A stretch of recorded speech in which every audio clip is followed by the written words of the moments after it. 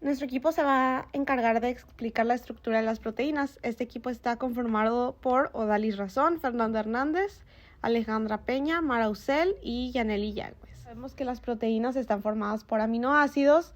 A su vez, estos aminoácidos tienen distintas propiedades que hacen a la proteína. Entonces, en esta presentación nosotras vamos a explicar un poco de la estructura de las proteínas. Hay 4 distintas estructuras: primaria, secundaria, terciaria y cuaternaria. A su vez, la secundaria tiene 2 formas específicas, la alfa y la beta, y pues vamos a explicar un poco de estas, de cómo están conformadas, de las interacciones que se dan entre estas proteínas. Hola, yo soy Mara Usel y yo voy a hablar sobre la estructura primaria. Como todos sabemos, las proteínas tienen múltiples niveles de estructura y la básica de estas es como acabo de decir, la estructura primaria.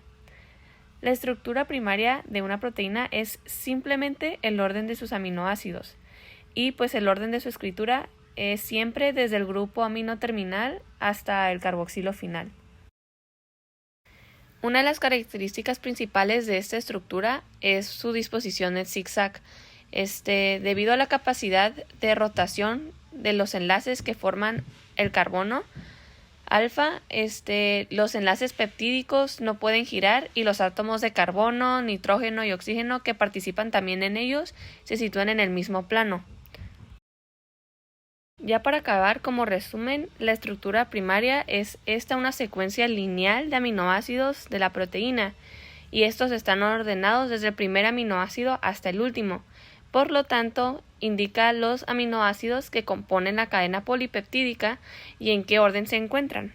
La estructura secundaria está determinada por la disposición espacial que adopta la cadena peptídica y es debida a los giros y plegamientos que sufre como consecuencia de la capacidad de rotación del carbono alfa.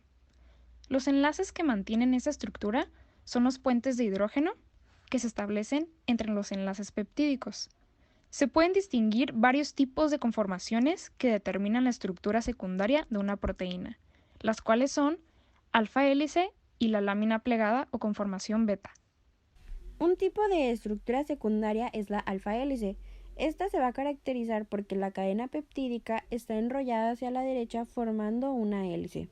Sus radicales se van a encontrar hacia el exterior y esto es muy importante porque ayuda a estabilizar su estructura. Y la manera en que se establecen es por puentes de hidrógeno que se forman entre los grupos carbonilo de una vuelta y el grupo amino de la siguiente. En cada alfa hélice hay 3,6 aminoácidos por vuelta y la distancia entre 2 vueltas va a ser constante. Existe otro tipo de estructura secundaria conocida como lámina plegada o estructura beta. Esta se caracteriza porque la cadena peptídica se dispone como si fuera un acordeón, de tal manera que los carbonos asimétricos, es decir, alfa, se van a encontrar formados en los aristas de los ángulos que se van a formar en la lámina. Sus grupos R se van a disponer alternativamente hacia arriba o hacia abajo y las cadenas se van a poder doblar sobre sí mismas de tal manera que se enfrentan diferentes trozos de esa cadena que va a ayudar a estabilizarla. Y se va a estabilizar igual que en las alfa hélice mediante los puentes de hidrógeno que se establecen entre los grupos amino y los carbonilo, que son correspondientes a los enlaces peptídicos que quedan enfrente. La estructura terciaria de una proteína está determinada por las interacciones entre los grupos funcionales de la cadena lateral, incluyendo además los puentes disulfuro, los puentes de hidrógeno, los puentes salinos y las interacciones hidrofóbicas.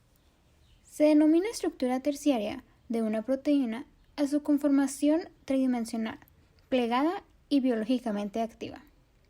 Esta estructura refleja la forma global de la molécula y por lo general consta de varias unidades pequeñas de menor tamaño, también plegadas denominadas dominios.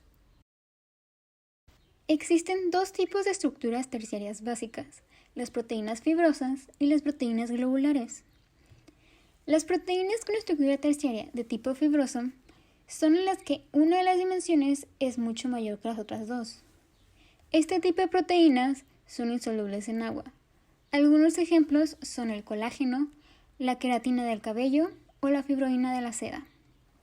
En este caso, los elementos de estructura secundaria, hélices alfa u hojas beta, pueden mantener su ordenamiento sin recurrir a grandes modificaciones, tan solo introduciendo ligeras torsiones longitudinales, como en las hebras de una cuerda.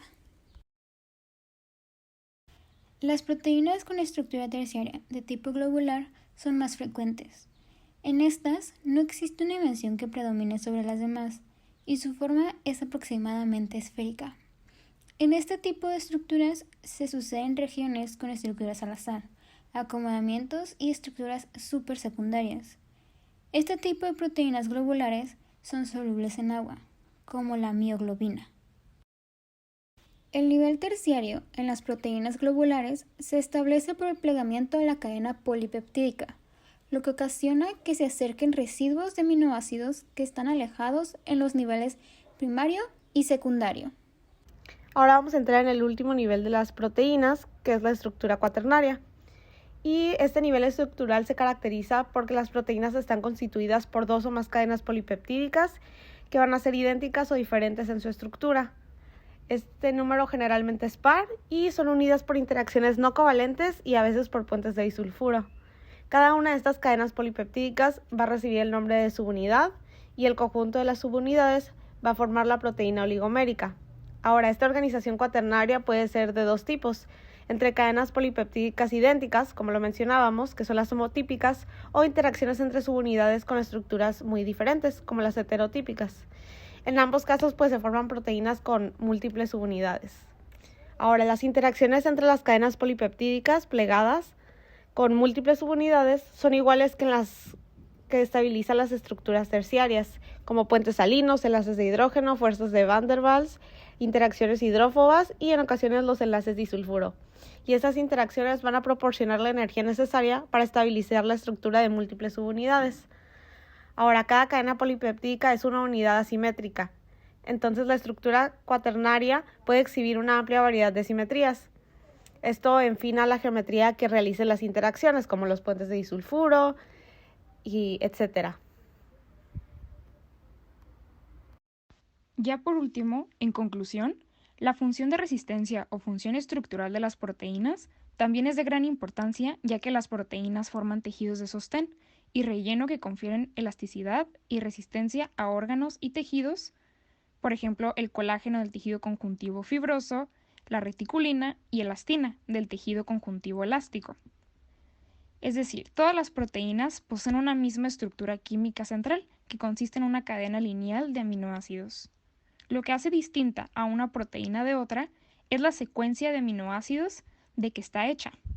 Cabe recalcar que las funciones de una proteína dependen de su estructura.